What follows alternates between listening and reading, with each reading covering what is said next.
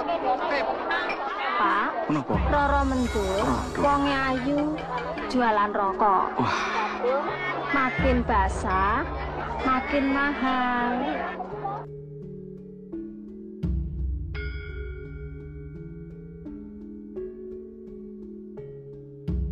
Halo Sobat Misbar, balik lagi bersama gua, Gary, dalam program Film Klasik Tetep Asik. Pada kesempatan kali ini, gua bakal menyuguhkan sebuah alur cerita film besutan dari Ami Priyono. Film yang rilis pada tahun 1982 ini mengisahkan tentang seorang wanita cantik jelita yang mempertahankan rasa cintanya pada seorang pemuda dari gempuran hasrat seorang panglima perang yang ingin meminangnya. Lalu, bagaimana kisah selengkapnya? Sobat Misbar, ini dia Roro Mendut. Pada suatu ketika di abad ke-17, di saat kerajaan Mataram yang tengah pada puncak kejayaannya, yang ditandai dengan panji-panji gumilang yang berkibar hampir di seluruh antero Jawa, yang dimana panji-panji itu seolah menandakan betapa besarnya kekuasaan Sultan Agung Mataram pada masa itu. Namun di saat yang bersamaan, terdengarlah sebuah kabar bahwa penguasa Pati akan memberontak. Mendengar kabar itu, Sultan Agung pun lalu memerintahkan seorang tumenggung yang bernama Wiroguno untuk menyelesaikannya. Dan dengan para pasukannya, Wiroguno pun bersiap untuk mengepung daerah Pati yang terletak di pantai utara Jawa. Di tempat yang berbeda, seorang gadis cantik yang bernama Roro Mendut tengah bersiap untuk dijadikan selir oleh Adipati Prakolo yang merupakan penguasa Pati. Yang tanpa mereka sadari, Tumenggung Wiroguno dan para pasukannya tengah menyerang dan mengepung daerah kekuasaan mereka.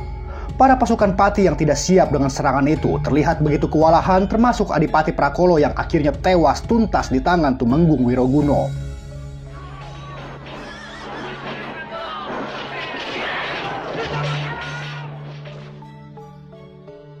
Kecantikan dan kemolekan Roro Mendut ternyata mampu membuat batang sang Tumenggung menjadi tersendat-sendut. Dan karena hal itu, Tumenggung Wiroguno pun berniat untuk meminang Roro Mendut untuk dijadikan selirnya. Namun kedatangan Roro Mendut ternyata disambut sinis oleh Nyi Ajeng dan para selir-selir lainnya. Mereka pun mencibir dan menunjukkan ketidaksukaan mereka pada Roro Mendut yang hanya merupakan seorang gadis pesisir yang tidak berasal dari golongan bangsawan. Nyi Ajeng, kau cantik. Lebih cantik Roro Mendut. Alah, wanita kampungan begitu diagungkan. Hingga pada suatu ketika, Tumenggung Wiroguno pun mengungkapkan keinginannya untuk mempersunting Roro Mendut. Namun Mendut mengatakan dengan lantang dan menolak lamaran tersebut.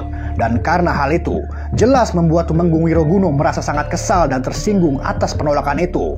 Dan lalu, ia pun menghukum Roro Mendut dengan memasukkannya ke dalam daftar taklukan perang yang diwajibkan untuk membayar upeti. Tapi dia sebagai warga Pati yang pernah memberontak dan melawan Mataram, dia harus membayar pajak 5 real. Pemungutan upeti yang dibebankan padanya tentu membuat Mendut harus memutar otak. Dan di saat yang bersamaan, ia melihat sebuah peluang untuk bisa menghasilkan uang. Yang dimana hampir semua prajurit Mataram ternyata sangat gemar menghisap rokok. Dan oleh sebab itu, Roro Mendut pun memanfaatkan peluang itu dengan menjual lintingan rokok dengan cara yang sangat membahlulkan. Mendut pun lalu membuka sebuah warung tertutup dan lalu membentangkan layar besar untuk menampakkan siluet dirinya yang tengah menghisap udud. Dan udud-udud yang telah dibasahi dengan ludahnya itu lalu ia jual kepada laki-laki yang tentu saja sangat menyukai cita rasa udud yang dijual oleh Mendut. Dan tak butuh waktu lama, pesona kecantikan Mendut ditambah lintingan udud yang telah dibasahi oleh ludahnya itu membuat para kaum pria rela mengantri dan merogoh kocek lebih dalam untuk bisa mendapatkan udud dengan cita rasa dan sensasi yang berbeda. Mendut pun akhirnya mampu meraup pundi-pundi uang dan kemudian membayar upeti yang dibebankan pada dirinya. Sementara itu, Tumenggung Wiroguno yang tidak menyukai keberhasilan Mendut, lalu ia pun menaikkan nilai pajak yang ia bebankan pada Mendut. Namun Mendut tak kehilangan akal. Ia pun kemudian menaikkan harga udud yang ia jual. Namun, alih-alih kehilangan pelanggan, udud buatan Mendut semakin hari semakin ramai dikunjungi oleh para laki-laki. Dan bahkan, udud sakti buatannya itu pun terdengar sampai keluar Mataram. Mulai hari ini, harga batang-batang nikmat disesuaikan.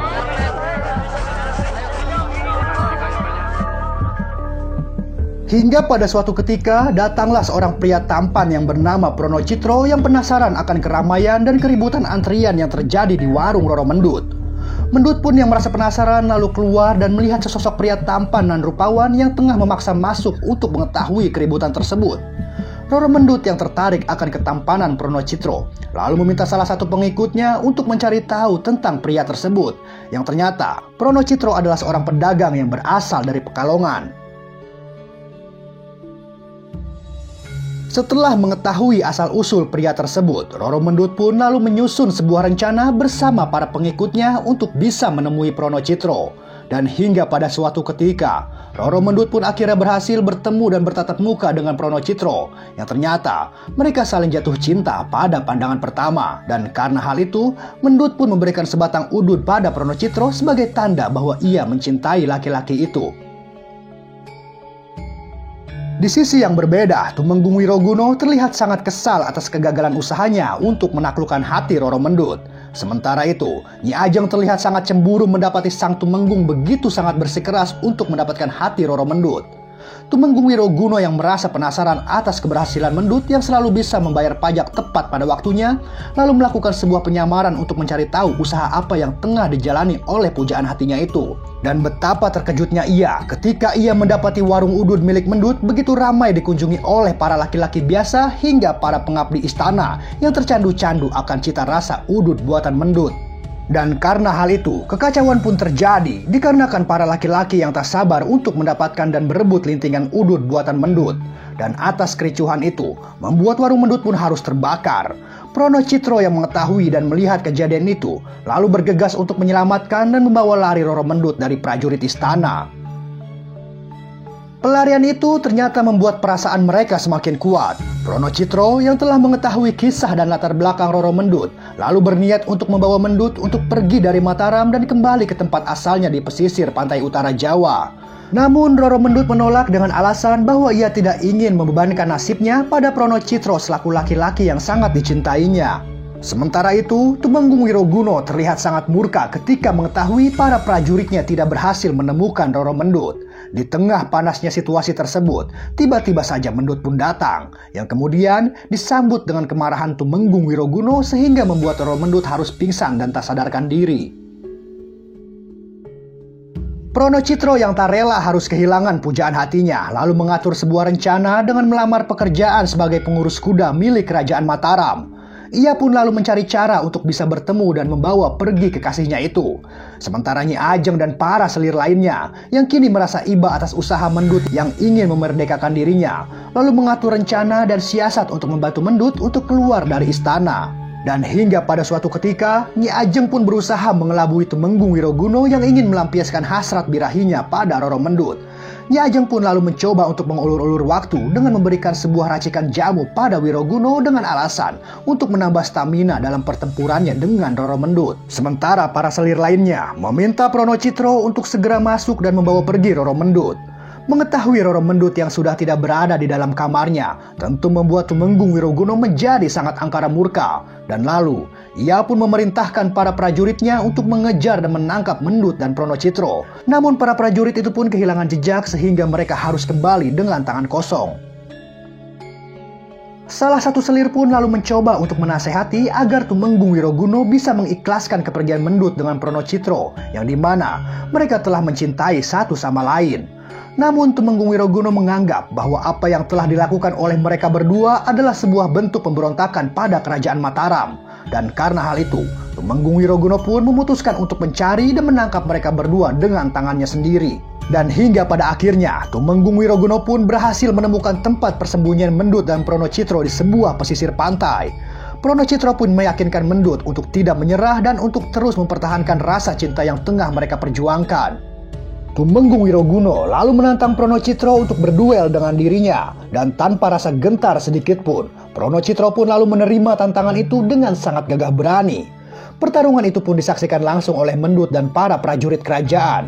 Namun, Pronocitro yang merupakan pemuda biasa bukanlah lawan yang sebanding bagi Tumenggung Wiroguno yang merupakan panglima perang kerajaan. Dan oleh sebab itu, Pronocitro pun harus tewas di tangan Wiroguno. Melihat kejadian itu, Roro Mendut pun terlihat sangat terpukul. Dan lalu ia pun mengakhiri hidupnya tepat di samping mayat kekasihnya. Dan film pun diakhiri dengan kematian dua sejoli yang saling mencintai.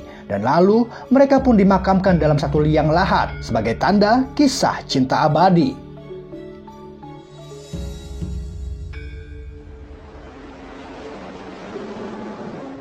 Oke Sobat Misbar, gak kerasa ya kita udah ada di penghujung cerita. Akhir kata gua Gary beserta kru yang masih belum ada yang bertugas mengucapkan sampai jumpa.